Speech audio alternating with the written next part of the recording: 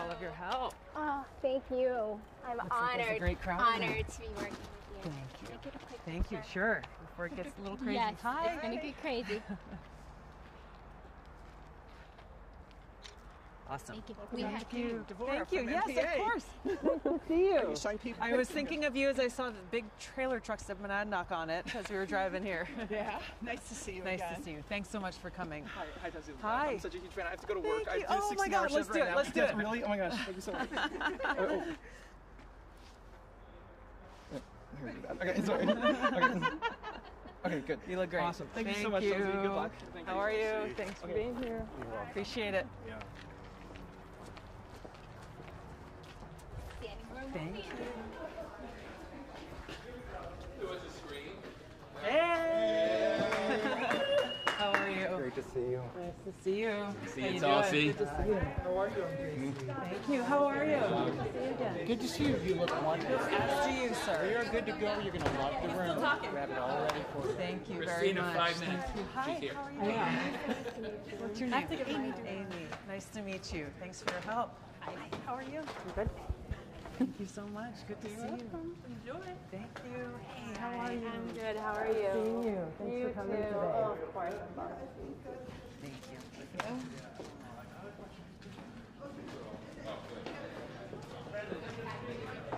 Hi, how are you? Is this your place? It is. Nice to Thank meet you so you. much for having us. Thank you. Really I appreciate would love to it. take a picture later. But All I'm right, very let's busy. do it on Closing the way event. out. That's All totally right, fine. cool. And this Thank is you. Sapphire. She works for me. Right on. Thank you so nice much. to meet you.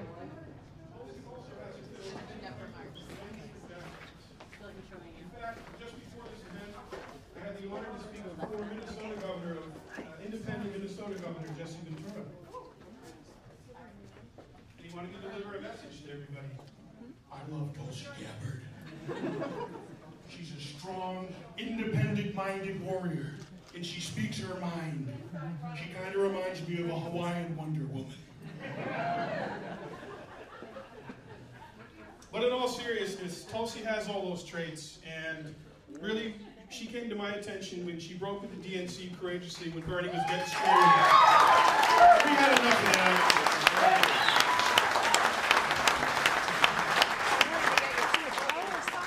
We are tired of war, we are tired of corruption, we are tired of lying, we are tired of cheating, and we are ready for Tulsi Gabbard. So ladies and gentlemen, please give her a warm Emerald City aloha. The next President of the United States, Congresswoman Tulsi Gabbard!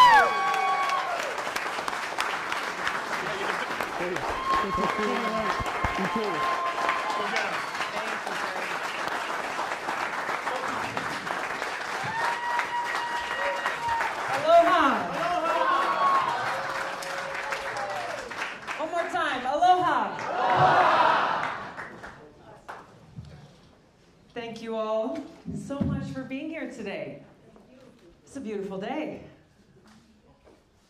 It's great to be back here again in Keene. Great to see so many familiar faces. Can I move this, or we want these other mics on here? Do we need those mics? Okay, that's okay. I don't have to. I'll cooperate. It's wonderful, wonderful to be back, and at such an important time.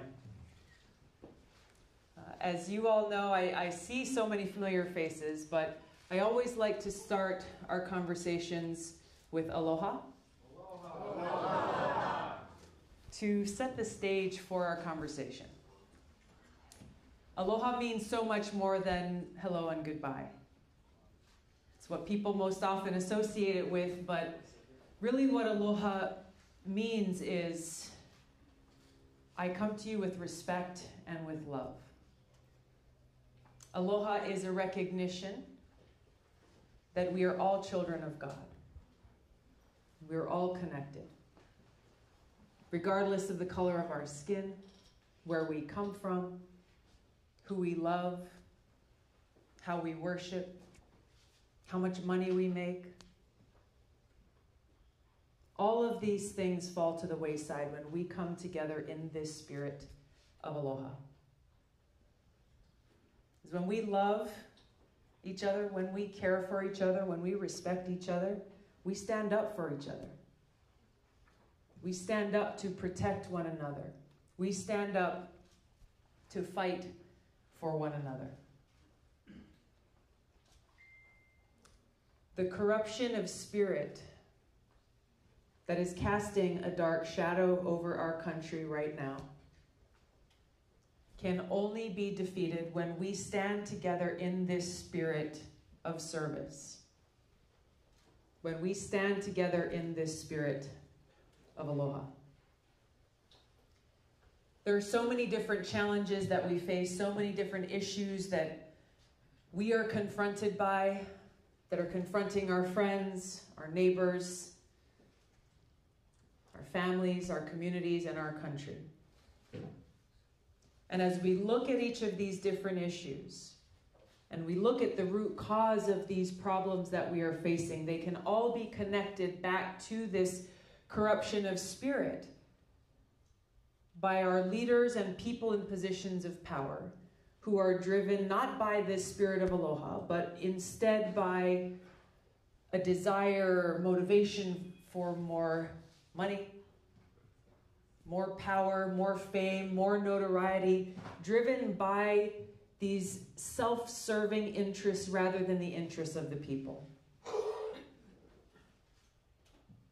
Now, when our nation's founders laid the foundation for this country, they did so out of a recognition of each of our inalienable rights bestowed upon us by God, that we are all equal, and that our government must be one that is of the people, by the people, and for the people.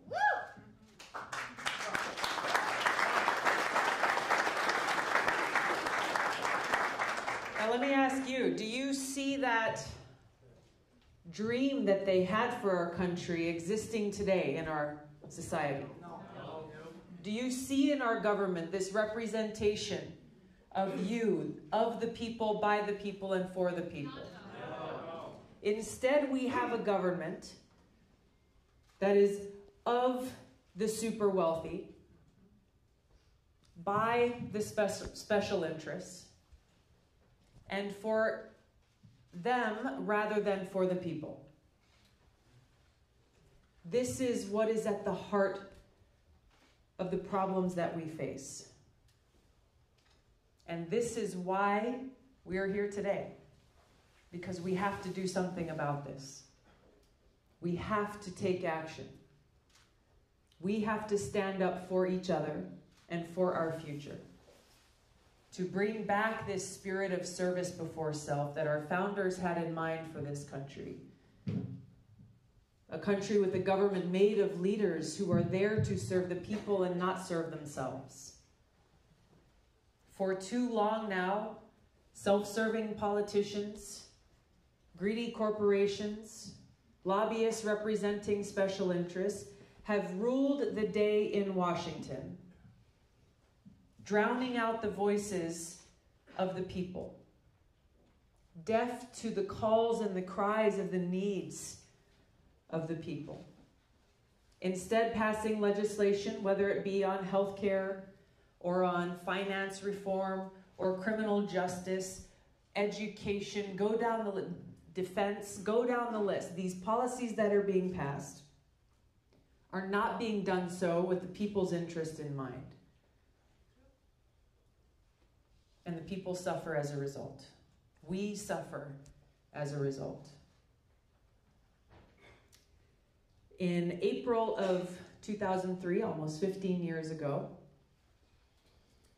I took an oath. I raised my right hand. I volunteered to serve our country in the Army National Guard.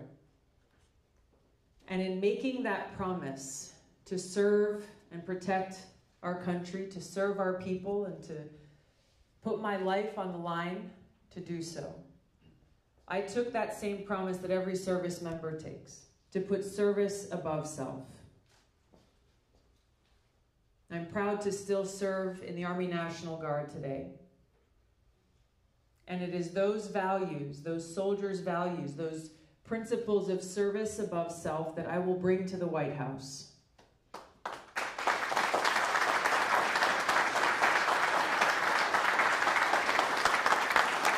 To bring back honest integrity and respect back to the presidency. Because that's what you deserve. That is what our country deserves. As a soldier, I've seen the cost of war. During my first deployment to Iraq, I was assigned in a medical unit. And one of the very first things, in fact, the first thing that I did every single day was go through a list of names. And that list of names was every single service member who had been hurt or injured, who was a casualty of war the day before.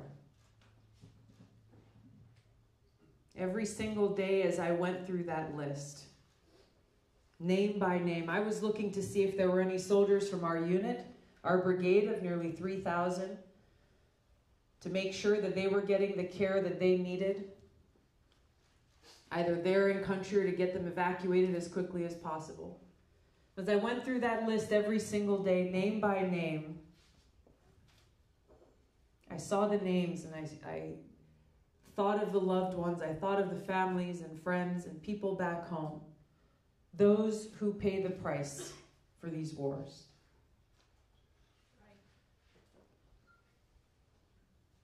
It's something I have held with me in my heart every day ever since. And I wondered how many politicians in Washington were kept up at night thinking about those names, thinking about those people, thinking about those who would lay their lives down, who would never be able to make that trip home, thinking about those who would come home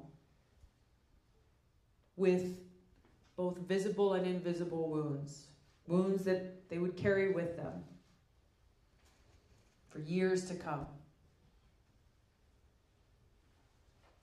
And I got angry because I felt like the answer was not very many.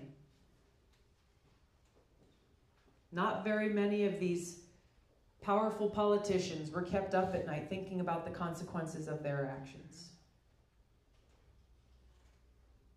It is because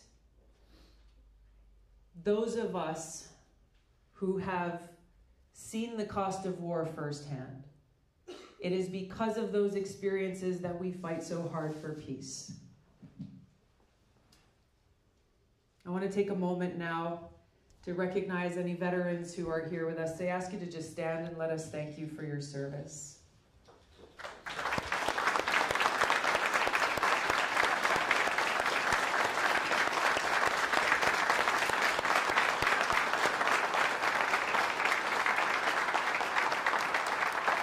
Thank you. Thank you for your service and your sacrifice.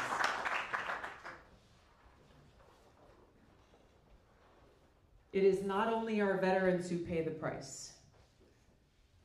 It is actually every one of us. Trillions of dollars that are spent on these regime change wars are dollars coming out of every one of our pockets. Dollars that we know are needed desperately in our communities right here at home. Just before coming here, I had lunch with a group of teachers from Nashua. They were telling me about the challenges they're facing, the difficulty and the lack of resources that they need to provide best education possible for our kids. Talking about the lack of mental health resources needed for our kids. They talked about how they have a coat and clothes closet at their school because too many kids are coming who don't have enough clothes to stay warm. How they have a food pantry for kids who are coming to school hungry because they can't afford to buy lunch. So as we think about the cost of war, yes, it is our veterans who pay an incredible price. It is those lives lost, both American lives and the lives of people in the countries where we wage these regime change wars. And it is every single American whose needs are not being met because of the trillions of dollars that are being spent on these wars. there is an even greater threat that is at the center of all of these issues that we are talking about here today. And the issues are many that we need to address. And this threat is the fact that we are at a greater threat of nuclear catastrophe today than ever before in history. Than ever before in history. Now, this is something that is all too real for us in Hawaii. Given our proximity to North Korea's increased nuclear capabilities, the increasing range of their missiles. Where just a year ago, a little over a year ago, there was a cell phone alert that went out to over 1 million phones all across the state. Some of you are nodding your head. I think you know what happened. This alert said that a missile is incoming. Seek shelter immediately. This is not a drill. And in those minutes after that alert went out, people were terrified. Just think for a moment what you would do if you knew you had just minutes to live. As we're standing here today. What would you do if you had just minutes to live? We had families who were piling their kids into the car and driving to the mountains to see if there's somewhere, some cave, some place they could find shelter. A friend of mine who's in the National Guard, one of her medics, started driving at almost 100 miles an hour to try to get to his child who was in town. Father lowered his little girl down a manhole cover into a storm drain, thinking that may be the only place where she could be kept safe. This is real. There's no shelter. There was nowhere for people to go and hide. And so this alarm turned out to be false. Turned out to be a false alarm, but it was a wake-up call. It was a wake-up call for everyone in Hawaii. It was a wake-up call for our country. Because of the increasing tensions between the United States and nuclear-armed countries like Russia and China, we're in this situation where we have a new Cold War, which has only been exacerbated by, this threat has only been exacerbated by President Trump withdrawing the United States from the INF Treaty, now sparking off a new nuclear arms race, ratcheting up these tensions that bring us closer to the precipice of a nuclear catastrophe. Back during the last Cold War, there were so many examples of our world being destroyed because Russia thought that there was an attack coming from the United States, and at the last minute they saw, oh, that was a weather satellite being launched by another country. There were so many examples of these near disasters that those who are around at that time remember all too well. Well, this is the situation we're facing today, except there are more of these nuclear weapons in the world today, and they are far more powerful.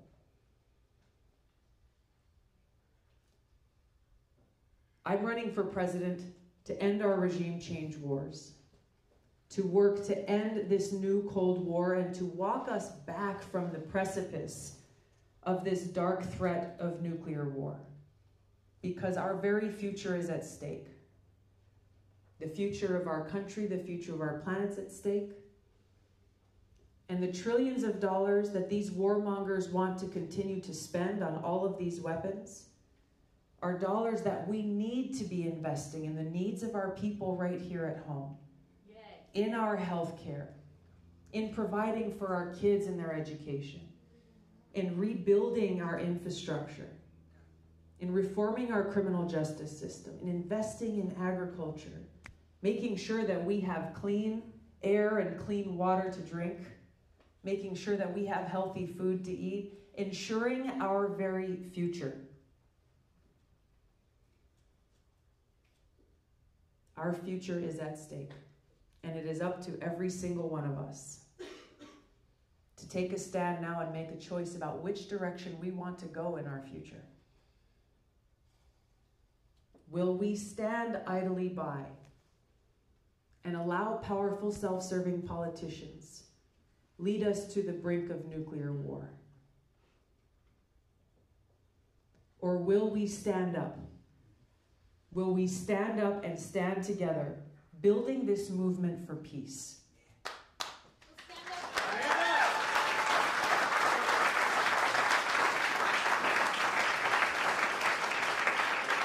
Building this movement for peace and equality and justice and opportunity for every single American.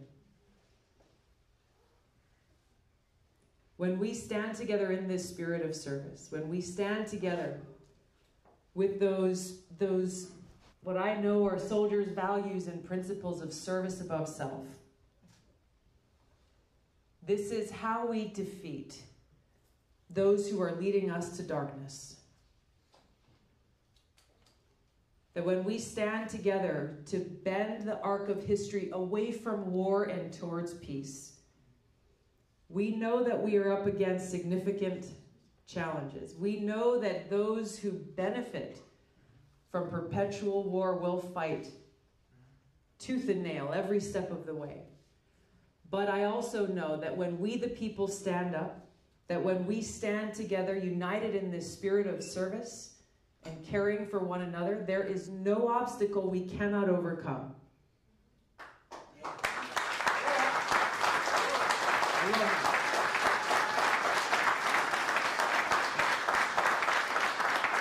So when we do that, we know we can pass legislation like Medicare for All that will take care of every one of our brothers and sisters.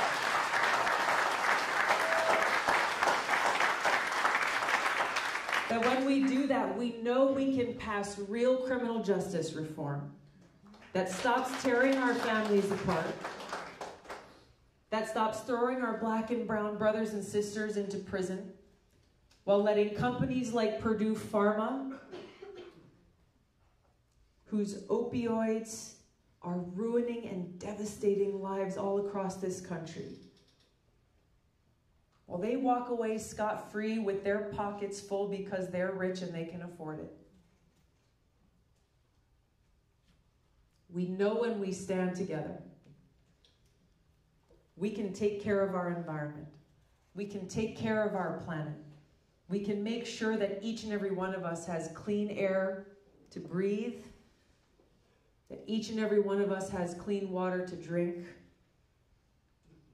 and that we have a future that will not only exist, but will be beautiful for generations to come. We know that when we stand together in this spirit of service above self, making sure that our priorities are straight, that we are putting the well-being of the people in our planet first, then we know there is a bright future for all of us ahead. That's why I'm running for president. That's why I'm asking you to stand with me. Stand with me in this spirit of service. Stand with me in this spirit of aloha. And I know that we can and we will, because we must, make the kind of change we need to see for our future. Thank you so much. Aloha. Thank you.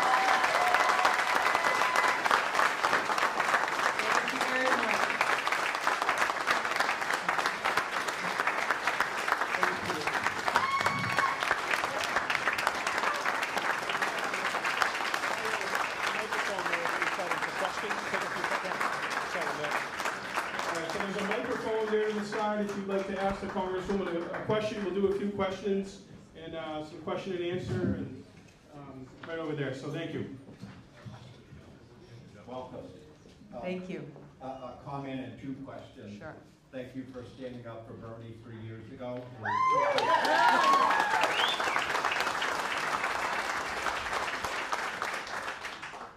For my wife, how old are you? Only because it's your wife asking. I'm 37. I'll be 38 soon. 38, that was my guess. What can be done about Venezuela? What can we do? A great question. The United States needs to stop and get out of the regime change business.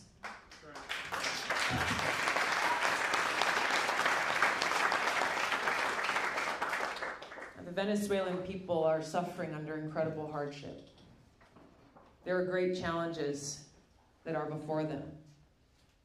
And their move for democracy and their choices that they're making about their future must be made by them, not by the United States, not by any other country.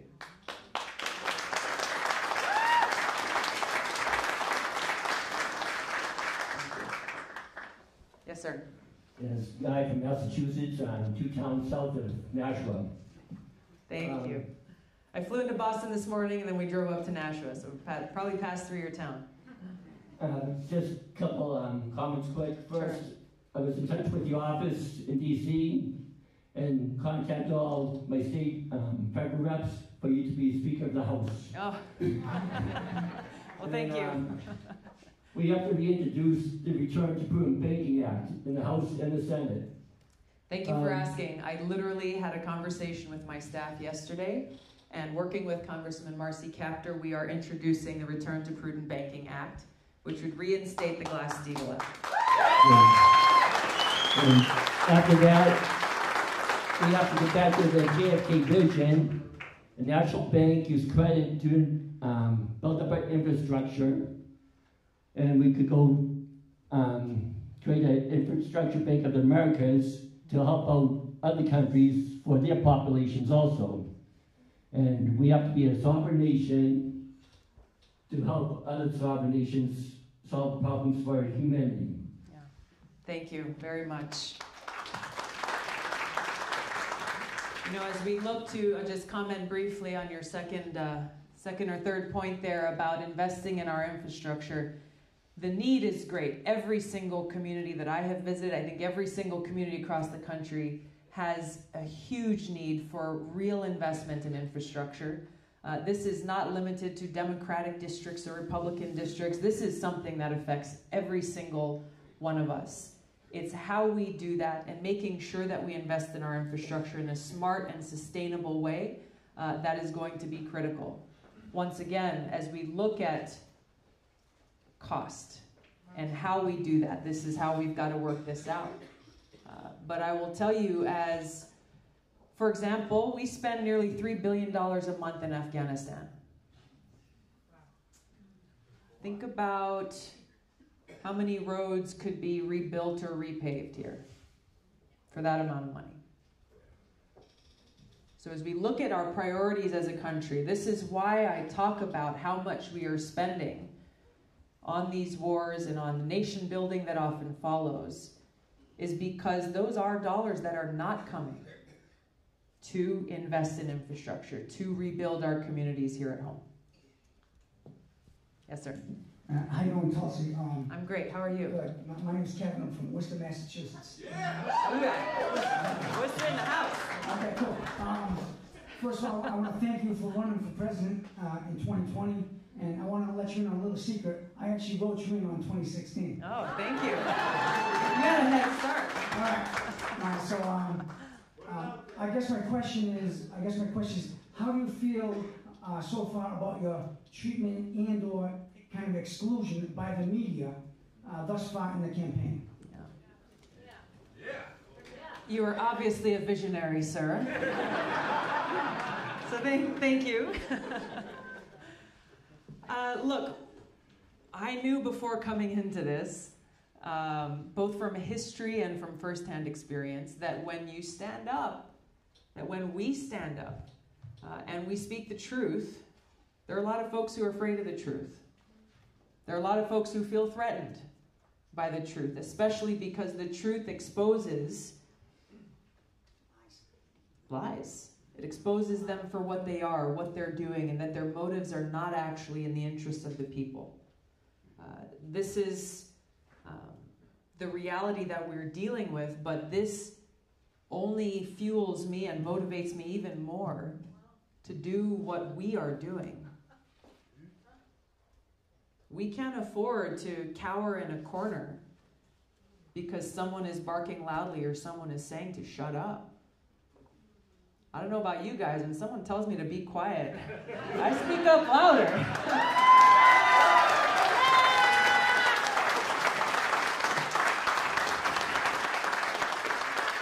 Because this is not about me. This is not about any one of us as individuals. This is about all of us. This is about our people, and it's about our future. When I was deployed to Iraq, there was a big sign that was at one of the main gates to our camp. It was the north gate where a lot of the patrols and things went in and out every day. So I saw that sign a lot. And that sign read in big block letters, "Is today the day?" Is today the day? It was a reminder for every single one of us that any day could be our last. It was a reminder to be grateful for the time that we have and to make the very most of every single day. Make the most of every single day. We don't have any time to waste. None of us knows what day could be our last. So what are we going to do? What are we willing to do? How far are we willing to go? To fight for each other and to fight for our country and our future. We have no time to waste. Literally, our future's at stake. So, if you ask me, how does it make me feel? I'm fired up. I'm fired up.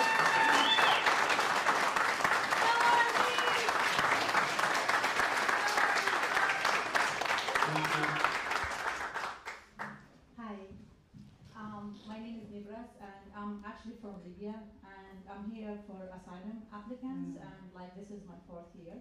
And I came here because I love your spirits. I watch you through Facebook and YouTube, and you have a very strong spirits, and I would love to really make it for the Congress.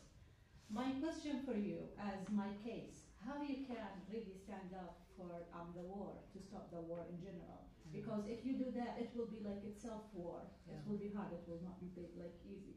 Do you have like really basics, concrete plan for your I will say candidates? Yeah. So you will like succeed for that.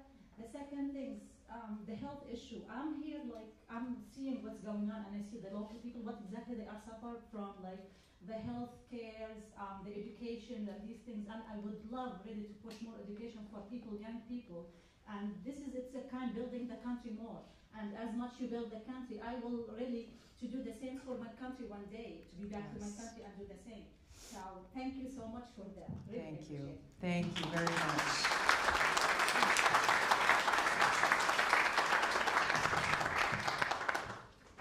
Thank you for being here and for being a voice for so many. The Constitution has placed the responsibility to declare war in the United States Congress. When was the last time the United States Congress passed a declaration of war? World War II. That means the executive branch, the administration, it's across both parties, Democrats and Republicans, have been responsible for the waging of regime change wars, overthrowing dictators in other countries over decades. So Congress needs to stop abdicating its responsibility. But I'm running for president because in that position as commander-in-chief, I will have the power and the ability to put an end to these regime change wars like the one that has ravaged and devastated your home country of Libya.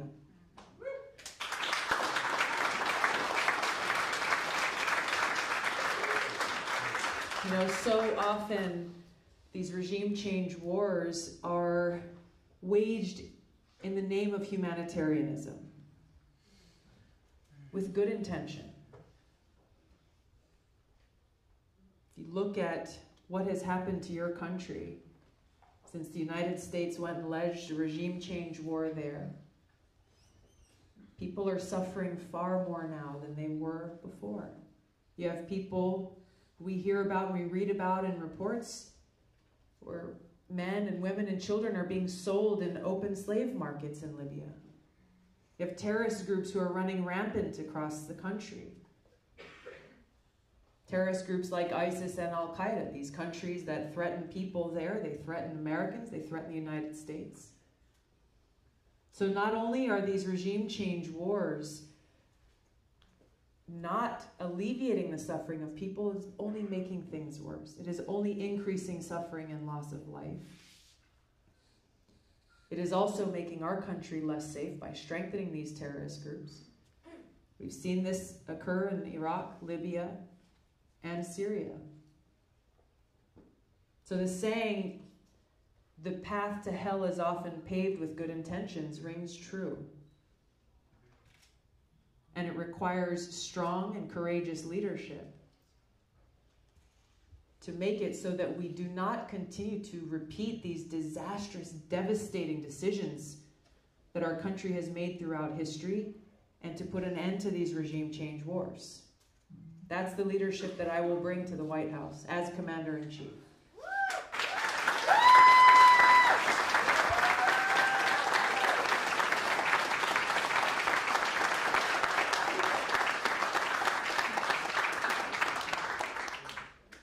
By doing that, then we have these resources that we need to invest in educating our young people. If I stayed here, they would kick me out.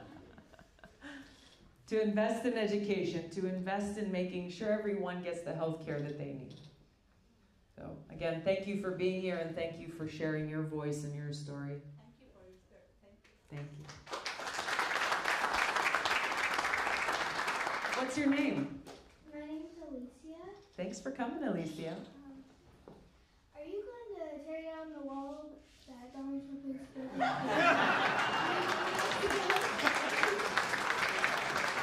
With my hands. I believe you could do that. Thank you, Alicia, for your question. Thanks for being here. Look, it is unfortunate to see how, once again, Donald Trump is trying to tear our country apart and trying to divide people and distract people for his own political benefit. This is a problem that we see across our politics that exists in both parties, frankly. And this is the problem, this is what needs to change. This culture of leadership that puts politics ahead of people is what needs to change. So as we talk about a wall, really what we should be talking about is, how do we secure our borders? How do we make sure that we have the resources going to the judges and administrative officers and people who are providing care for those at the border who are seeking asylum? How do we reform our immigration system so that it actually works? It actually works for us, works for our economy, works for people. This is the conversation that we need to be having. There are different sections of our border where there are some form of barriers. They've been there now for many of them for 10, 20, 30, 40 years probably. So rather than dealing in political football sound bites, let's all make a choice to elevate the conversation to actually deal with the root cause of the problem.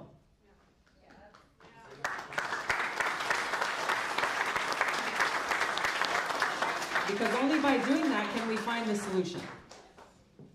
Thank you. Hi, Tulsi. Aloha. My name is Terry, and you've spoken about quite a few issues that face our nation already today, but my question is, what do you think is the most critical issue facing our country today, and what would you do about it?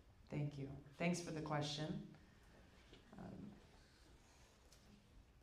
The most critical issue is the threat that we are facing. This threat of both the cost of war and this nuclear catastrophe that casts a dark shadow over us. And the reason why this is the most important issue that faces us is because it is one that threatens our very existence, that threatens our planet, that threatens our future.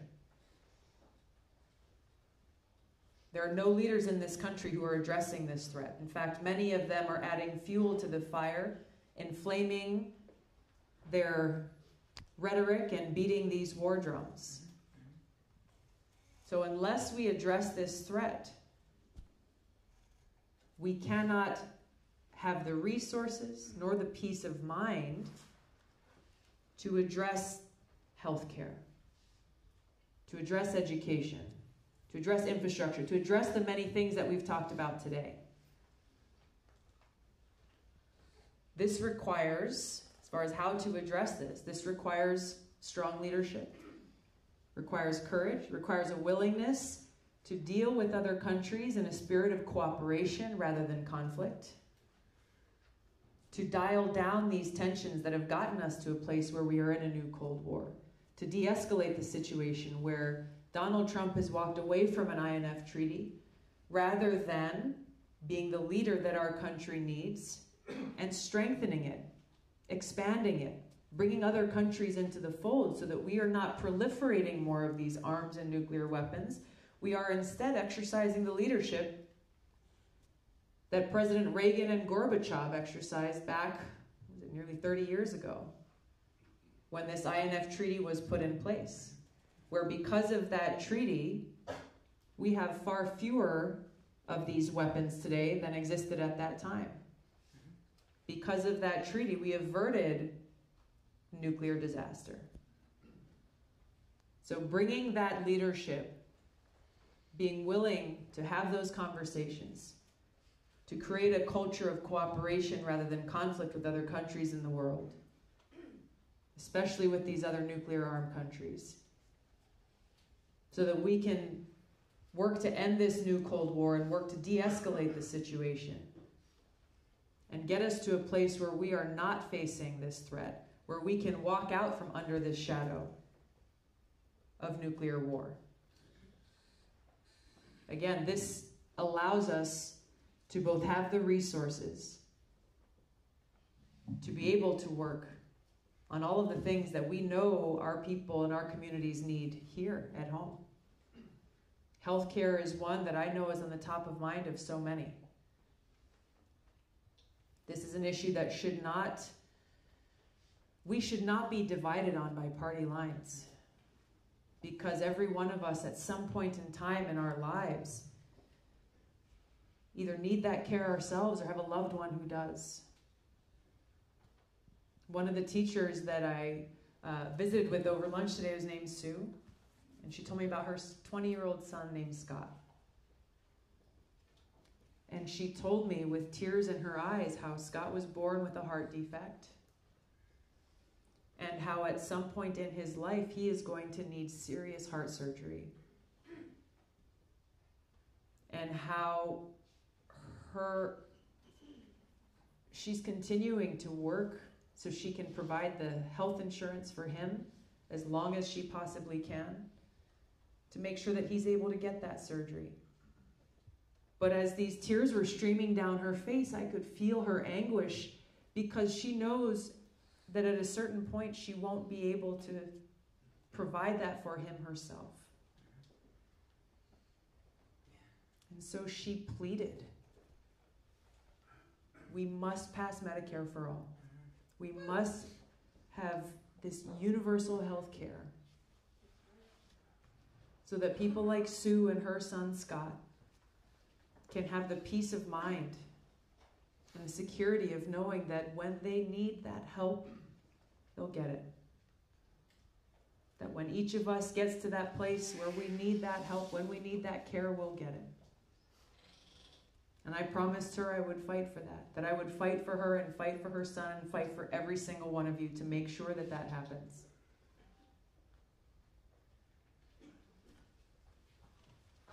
I'm just sticking it here. Oh, okay.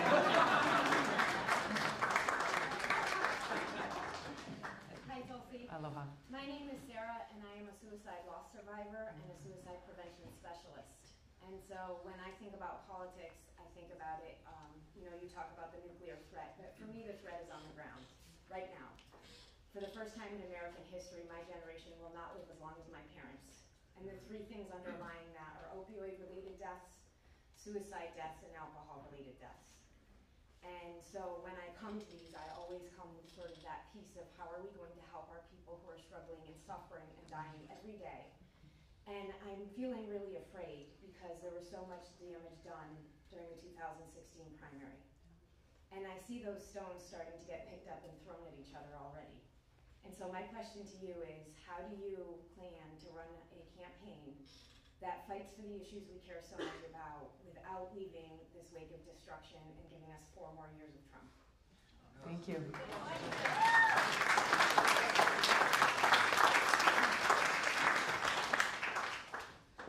By continuing to do what I have always done, and that is focus first and foremost on the issues that are facing the people of our country, and working together to bring about those changes and those solutions.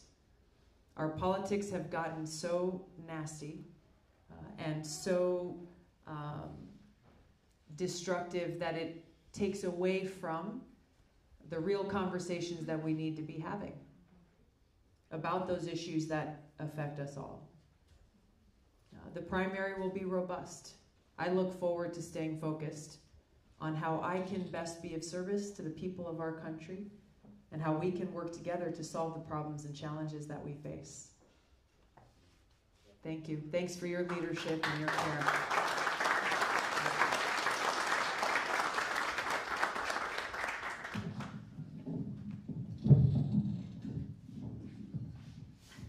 Hi. Hi. I'm Laura Dowling from Brattleboro, Vermont. My good friend Terry Lou from the Council of the Arts in Hawaii said to say hello. Wonderful. And pretty much everything that I'm passionate about has been asked, but one more thing that I'm wondering about is the at-home war we have on children in our schools and adults or teens, wherever they go. Mass murders happening every week, or at least, at the very least, scares where children are being now doing drills, hiding under desks. What ideas and thoughts do you have about dealing with this? Because I know there's many pieces to this puzzle, other than just thoughts and prayers. Absolutely. Thank you. After the shooting yesterday in Aurora, in Chicago, your words ring all too clear. This is one of those unfortunate situations where an issue that has threatened or taken the lives of far too many people in this country has become that has been used as a political weapon rather than being treated and seen as the universal issue of concern that it is. We know that the vast majority of Americans support bringing about universal background checks. We have legislation that we've introduced in Congress to do so. It is only by having conversations, by bringing people together who may feel like they're on different sides on this issue, to find that common space, really, that it's about sensible gun safety reform and putting the pressure on lawmakers to make that change. That is how we'll see this change happen. I think that some of the work that's being done by the kids from Parkland in Florida has been incredibly impactful. They're really setting the example and setting the stage for how we can bring about this change. They've seen that change happen at the local level, at the state level, in a lot of places where their activism continues. Where even as they're going and telling their stories about the friends that they lost in that shooting, and even when they're confronted with protesters who are screaming and shouting in their faces, one of these kids told me that they brought flowers, and they started giving flowers to these protesters, asking them, can we talk? Let's just talk. And the hearts that have been opened creating that opportunity, creating that ability for us really to come together as a country, to recognize this is not about one side attacking another side. This is about every one of us standing together for life. That's what needs to happen. That's the kind of change that we need to take place within our communities, within our country, and most especially within Washington. So I have high confidence that we'll pass legislation like the background check bill, the Senate. We'll need some work, but this is important work. Thank you.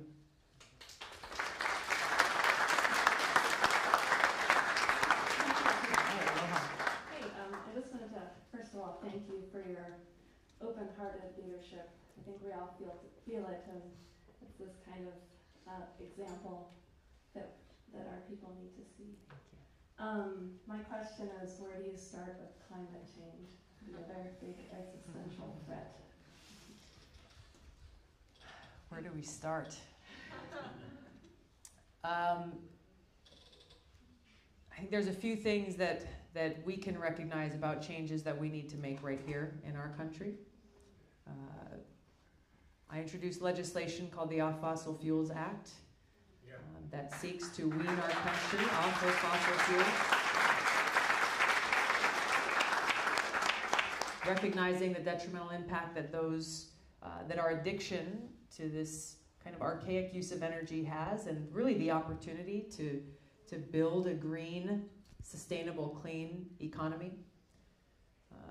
But it also requires us to recognize that in order to make the kind of change that is necessary to address the climate crisis that we're facing, it will require a global strategy and an implementation of that strategy. So obviously it took a huge step backward when President Trump exited from the Paris Accord. But I think we can all agree that even that Paris Agreement didn't go far enough. So once again, I go back to the need to have leadership in this country that is based on cooperation, that is based on building partnerships around those interests that we share, working with other countries to actually bring about those kinds of changes that we know are necessary. Yes, it starts here at home. Yes, we need to make those urgent changes here at home, but we also need to be clear-eyed about the magnitude of this crisis and what will be required to make the real change that's necessary. Thank you.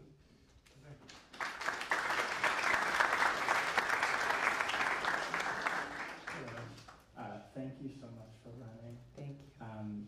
My question is about government surveillance, and are you concerned about the current state and what could be changed about that? Thank you. I'm a founding member of the caucus in Congress that is specifically focused on protecting our Fourth Amendment rights, our civil liberties, and privacy.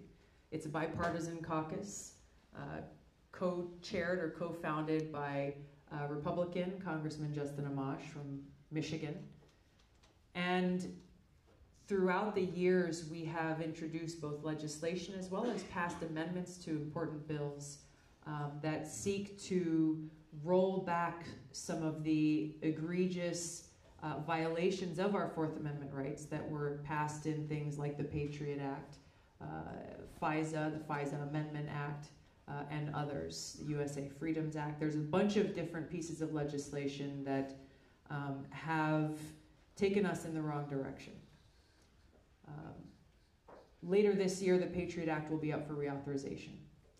So already in Congress, we're organizing and we're working towards bringing about the real changes and the real reforms that we need to see to protect our civil liberties, to protect our privacy, both from overreaching government agencies, but also recognizing big tech companies who are also ignoring our privacy rights and abusing them for their profits.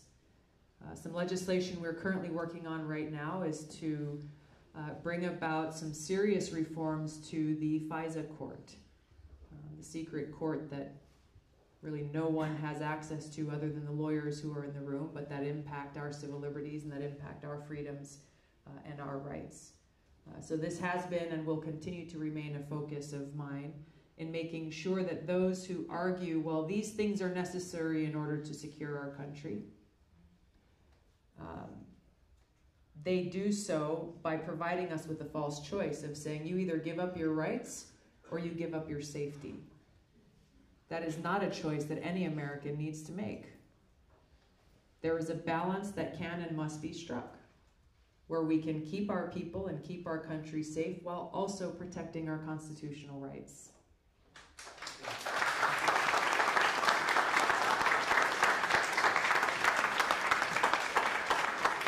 I like your shirt, man. Thank you. Aloha. Aloha. Captain Gabbard. Oh my gosh. What's your name? My name is Garrett. Garrett, thanks for being here. Staff Sergeant in the Air Force. Thank you for your service.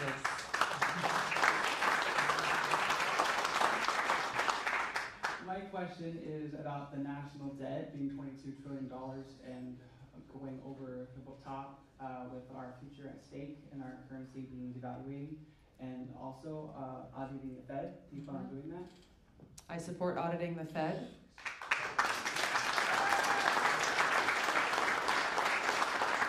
I've taken that position legislatively in Congress as well.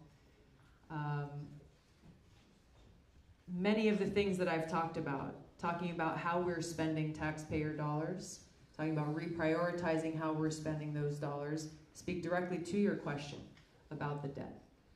It is a travesty that politicians moan and groan and complain about not having enough money for education or roads or bridges or schools or hospitals, but you never hear those groans when it comes to starting new wars of choice, regime change wars, going to wars unnecessarily with other countries.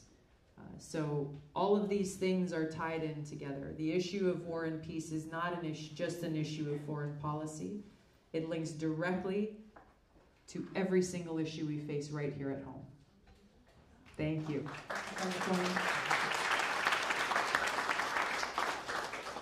Hi, Tulsi. Hi, nice to see you. You too. I'm wondering, are you going to get behind the Green New Deal, and how are you going to help to bring that about? Thank you. Thank you. I'm looking at the resolution now. It's a non-binding resolution, and to be honest, I have a few concerns about some of the vagueness of some of the language in there, especially as it pertains to the environmental portion. So that's something that I'm looking at still. Regardless, we're looking at other pieces of legislation, bills that we are hoping to implement to really bring about the kind of change that I think is intended by the introducers of that resolution and the change that we know we need to see. Thank you.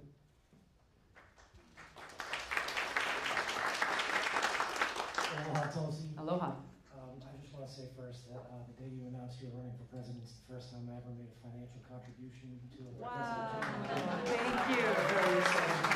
Thank you very much.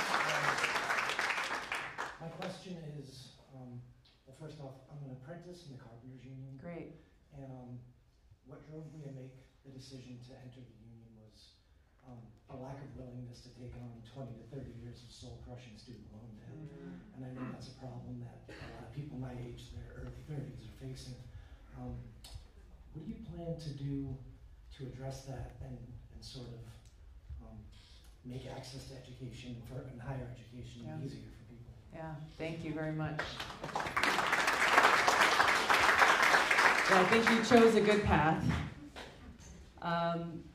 I think there's a couple things that we've got to consider here. You know, I think there are two things that often get talked about as we look at the cost of higher education and, as you put it, the crushing student loan debt that is afflicting so many people in our country. My father-in-law is a high school teacher. He teaches at a public high school in Hawaii. What is he? He just turned 60, 61. he is still being crushed by his college loans. This is not anything abnormal. This is the reality of, as you said, 20, 30, 40 years of having to deal with this. So it is about the student loan interest rates. It's about how this debt is structured and how it is weighing heavily and causing such obstacles for so many people. It is about the cost of higher education, period, and how it is ever escalating and how people are expected to pay for it for those who choose that path. It is about really the lack of investment in providing opportunities in vocational education, as you've chosen.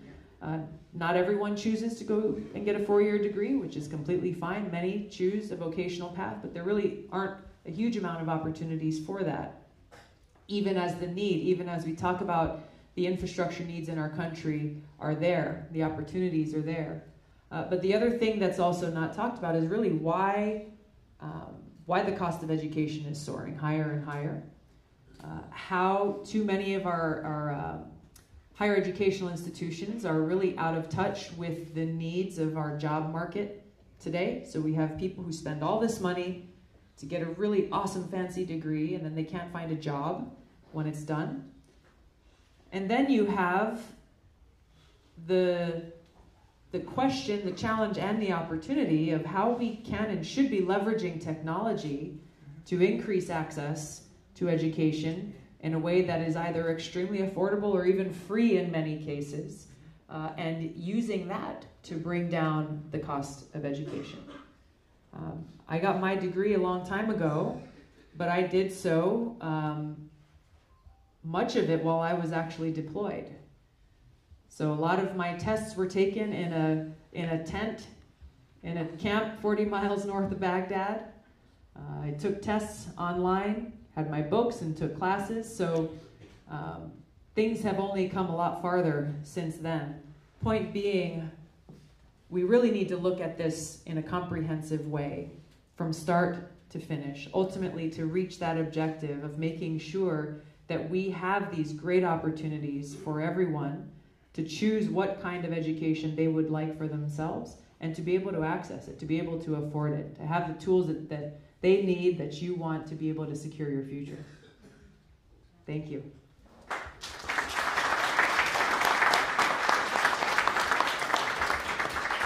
My name is Andrea. Hi. And I'm wondering what actions you would take as president to address the disparity in wealth and income. Thank you, Andrea. You know, as we look at our economic policy in this country, we've seen how for far too long it is a policy that benefits the very wealthy or the corporations or the most powerful. And that has driven this income inequality gap to grow bigger and bigger and bigger. What we are seeing with Amazon is a great example about how our policies have made it so a corporation that made over $11 billion in profits last year not only paid no taxes, but got nearly $130 million in a tax rebate. Did any of you pay no taxes last year? No? I didn't. You did? We got one. Did you make $11 billion last year? There you go. Not even close. Not even close. It is getting to the heart of the problem of our economic policy that is not built for us, that is not built for we the people, that is not built for supporting and sustaining a strong middle class, that is at the heart of this problem. So there's a lot of different ways that we need to approach this. I think a starting point, it's not the solution, but a starting point is supporting the $15 minimum wage bill that we've introduced in Congress.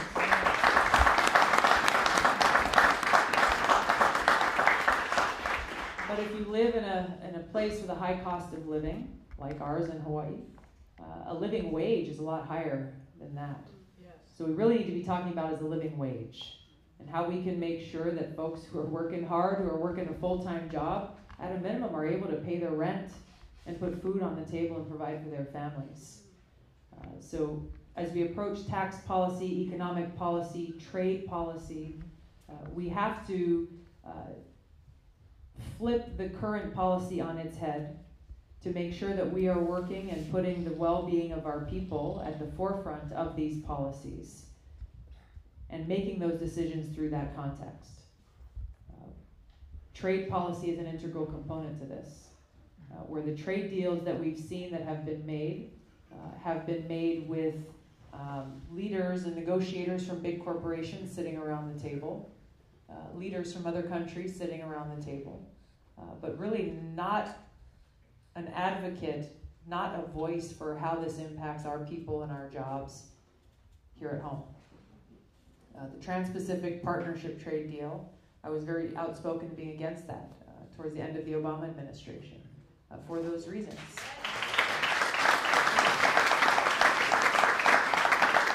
Because we saw a deal that benefited transnational corporations, that hurt our environment, that hurt our American jobs, and that threatened our sovereignty. The part of this trade deal that would allow an independent panel to make decisions that impact our country, decisions that would supersede any action by our government, was mind-blowing to me. That we would give up our sovereignty to corporations somewhere else. What accountability do they have to our people? Absolutely none. They're accountable to their shareholders, wherever they're from. So again, as we look at these policies, we can begin to right this ship by making sure that first and foremost, we are putting the well-being of our people first.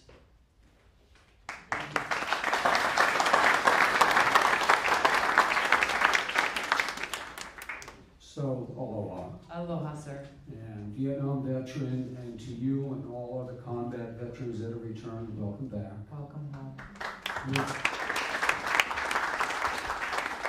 With all of the effects that war has on everything in our everyday lives, in America and around the world, and all the policies that you touched on, why are you the only individual discussing war and peace?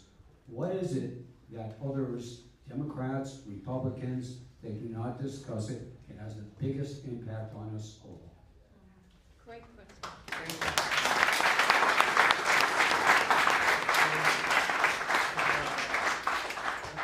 Because like you, brother, I know the cost of war. But I encourage you to ask them that very question. Why is it that so many leaders from both political parties in this country are so eager for more war? War that does not serve our interests. War that does not make us more safe. It's war that makes us less safe. Just the other day, we heard Vice President Pence and others from this administration clamoring to start a new war against Iran. When will they ever tire? The cost of war is real. It's real for us, it's real for our troops, and it's real for the people in these countries where we wage these wars. I spoke with someone the other day who called me, sent me a message on Twitter, and asked to chat for a few minutes. We got on the phone, and he's an Iranian American, and his father was 17 years old during the revolution in Iran, and their family fled that country and came to America. But he talked about how at that time, they knew very well that it was the United States government and the CIA that was behind the regime change and the riots and the covert war that was waged there, and the anger and the pain and the suffering that has ensued for decades since. This is why I'm running for president. because no one is talking about these issues. Worse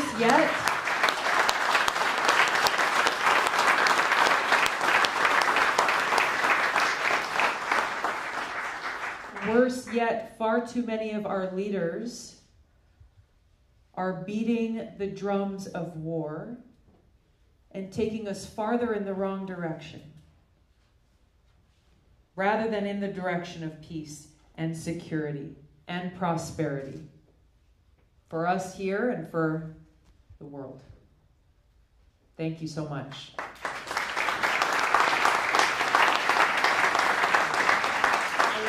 Aloha. Nice to see you. I've been having a really hard time formulating this question because I'm trying to understand the root causes. And as a psychotherapist, as a teacher earlier with physics and kids in high school, once a week we would take a day out to just talk about being humans. And I want more of that in our schools, and I want more help for parents.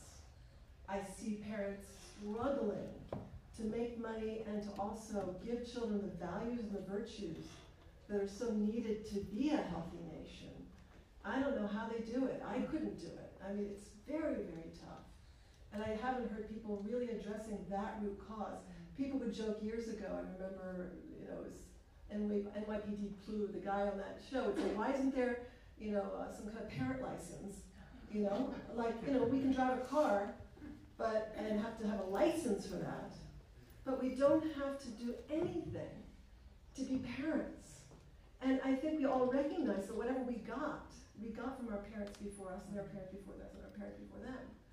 And if you had good parents and a history of good parenting, yay.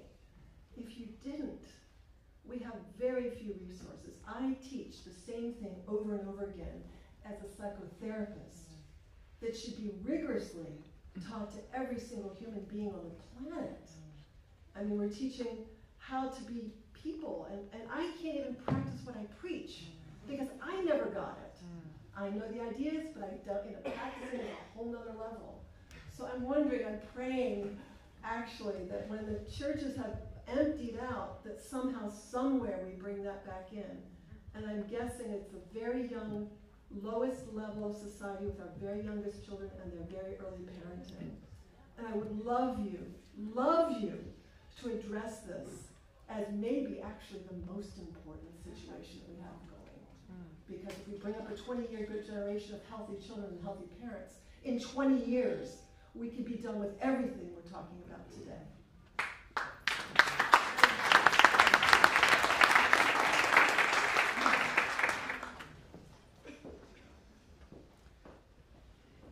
I think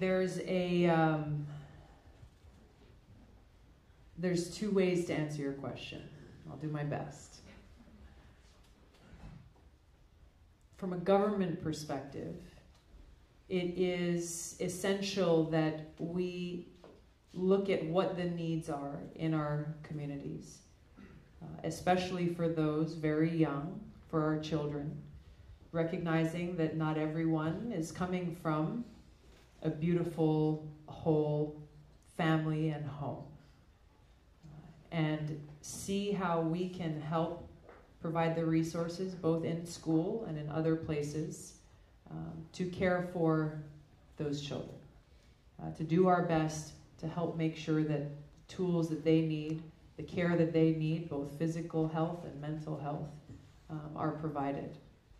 And recognizing that if we as a country care about our future, we must make those investments early on in the lives of our children, of our people.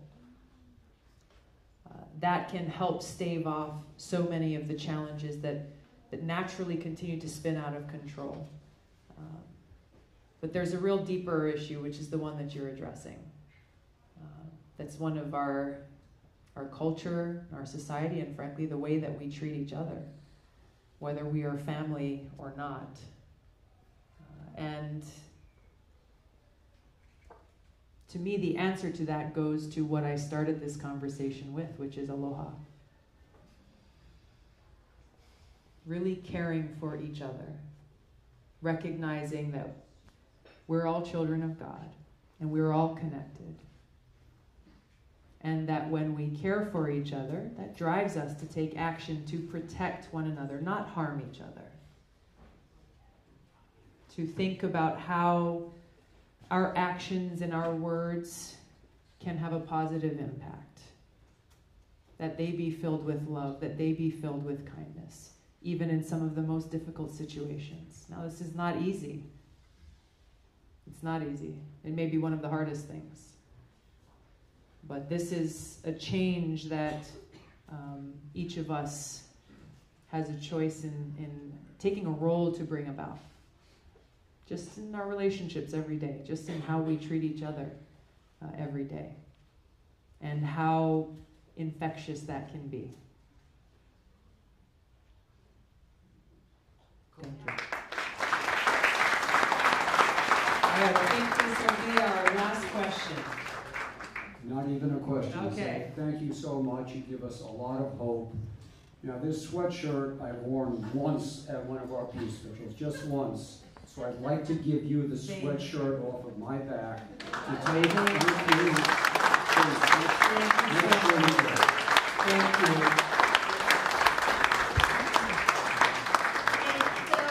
That's it for the questions, but you guys, you can line up and nice and calmly go this way. You can get your quick selfie with Tulsi.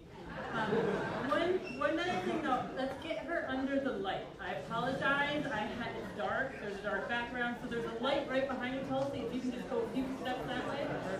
Yeah. And we're going to go that way, guys.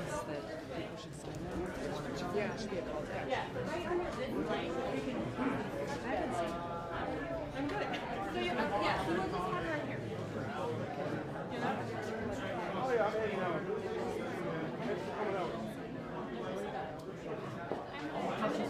How you doing? Yeah, I know. You know, it's in the middle of it. Like I said before, I already voted for you in 2016. I appreciate it. I'm gonna do We everything need I your can help to now. win this. And I like your shirt. Represent. Represent. I swear to God. Thank you so much.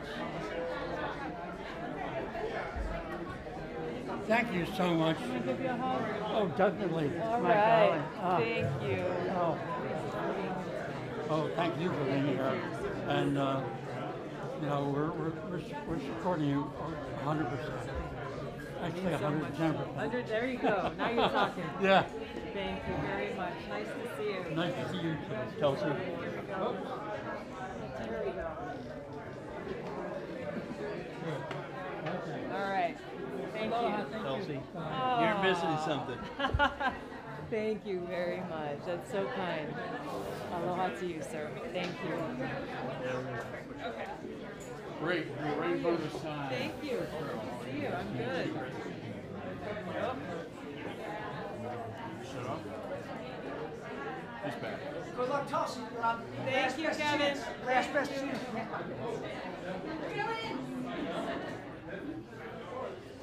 Awesome. One of those should be good. Should be. Appreciate it. How you doing? Thank you very much for being here today.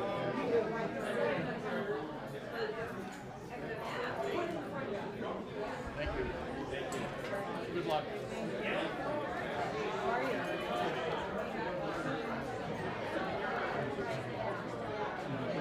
Yeah. Please do. Please do.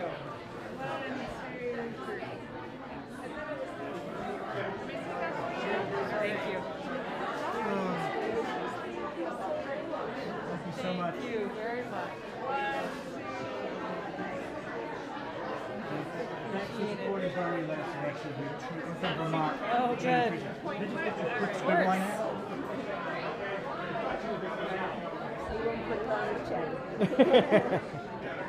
Good luck. There's no money in the account usually. Thank you so much. Thank you. How are you? Hi, good. How are you? Good, thanks. Thanks for being here. Yeah, sure. You just write my name?